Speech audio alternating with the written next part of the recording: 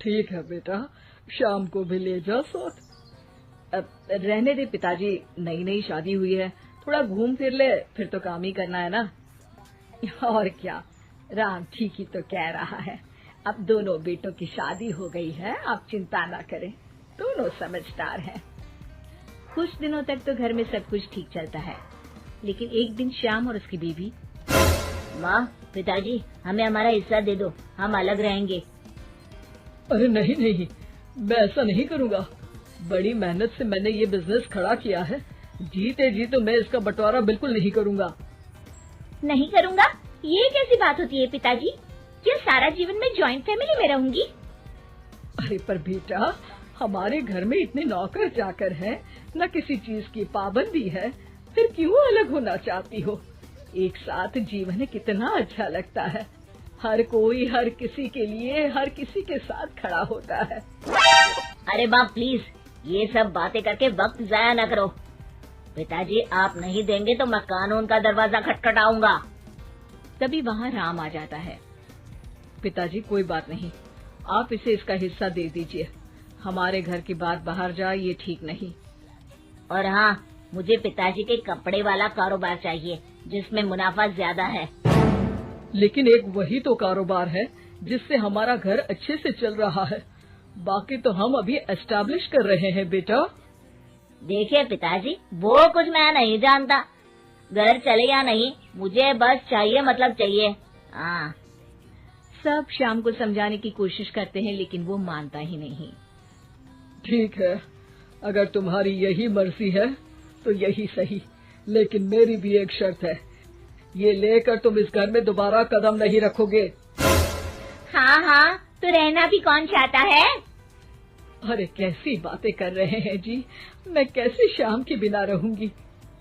आप ठीक है माँ, चलो हमारे साथ रहना। लेकिन बेटा, मैं परिवार के बिना भी नहीं रह सकती। अरे यार, मैं श्याम के बिना नहीं रह सकती, मैं परिवार के बिना नहीं रह सकती, तो हम क्या करें? तभी वहाँ राम की बीवी आ जाती है। देखो, तुम माँ को समझने की कोशिश करो, सारा जीवन उन्होंने परिवार के साथ निकाला है, यो घर टूटना किसी को अच्छा नहीं लगता। परिवार साथ रहने का नाम होता है। ओह, ये ज्ञान की गंगा किसी और दिन बहाना, टाइम लेकर आऊंगी मैं। फिलहाल तो हमें जाना है, चलो ना श्याम। दोनों घर से अलग हो जाते हैं। राम और उसके पिताजी एक नया कारोबार नए तरीके से शुरू करते हैं। राम, ये फूड बिजनेस इतने फायदे का सौदा होगा मैंने तो कभी सोचा ही नहीं था। पिताजी, ये आपकी कड़ी मेहनत और सही नीति के कारण संभव हुआ है।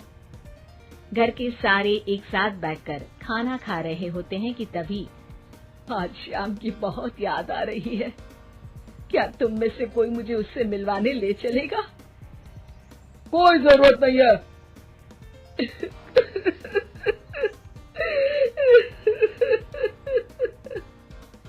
कौशल्या रोने लगती है कि राम बोल पड़ता है। माँ, रो मत, मैं आपको कल उसके घर ले चलूंगा। अगली शाम दोनों श्याम के घर जाते हैं, जहाँ श्याम की बीवी साड़ी नहीं बल्कि स्कर्ट पहनी होती है। साथ में उसका भाई और माँ भी होते हैं। अरे आप लोग आइए आइए, मेरी माँ और भाई भी आए हुए हैं यहाँ पर। अब श्याम कहाँ है, वो दिखाई नहीं दे रहा। श्याम को देखने के लिए आंखें तरस रही है। अरे माँ जी, वो ना आज थके हैं तो सो गए हैं। अरे ये तुम्हारे भाई के हाथ में हमारे बिजनेस की फाइल क्यों है? क्यों है मतलब? परिवार का है, काम तो संभाल रहे हैं। कौशल्या सीधे श्याम के कमरे में जाती है, पर ये क्या, हट्टा कट्टा मोटा श्याम, उसकी हालत तो खस्ता सी थी।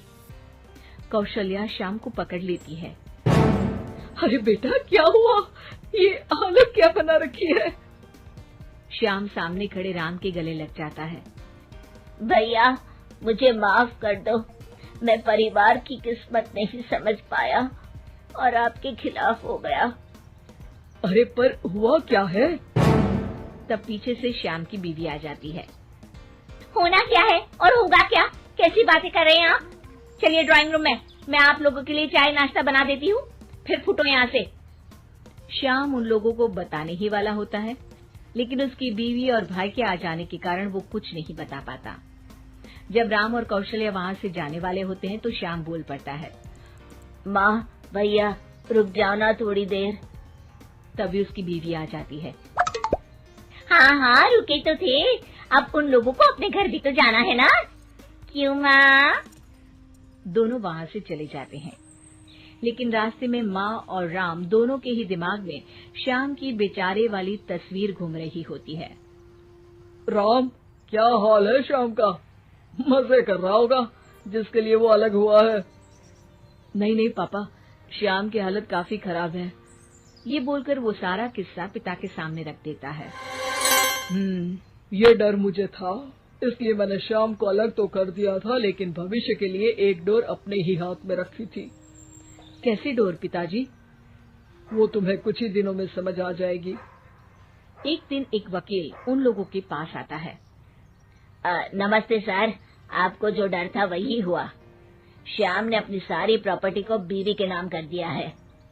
तभी वहाँ श्याम रोते हुए आता है। पिताजी, मुझे माफ कर दीजिए। मेरी बीवी ने धोखे से मेरे साइन करवा लिए हैं। अब मैं कहीं का नहीं रहा। सारी प्रॉपर्टी लेने के बाद उसने मुझे घर से बाहर निकाल दिया।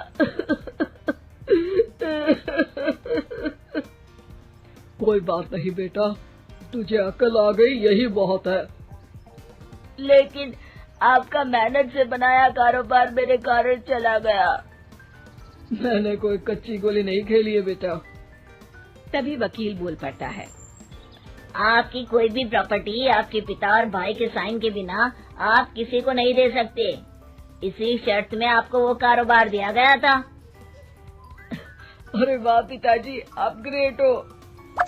वैसे भी इतनी मेहनत से खड़ा किया हुआ कारोबार मैं ऐसे ही किसी को थोड़ी ना दे सकता था। और बेटा, सुबह का भूला शाम को वापस आ जाए तो उसे भूला नहीं कहते।